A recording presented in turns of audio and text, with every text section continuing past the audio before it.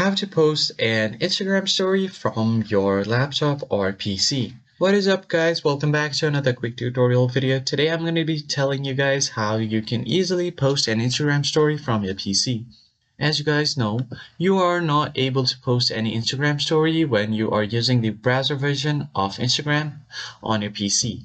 So in order to post the story, what you will have to do is first right click on anywhere on your screen and you will get this dialog box.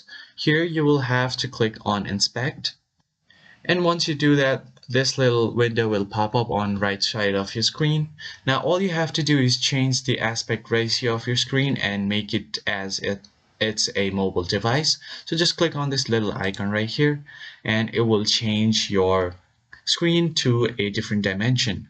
Now what this will do is it will change the screen as if you're using a mobile phone, and you can even change the dimension to the phone of your preference.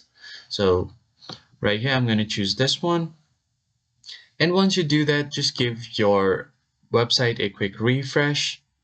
What this will do is it will allow you to post a story from your phone because your screen is acting as a phone now.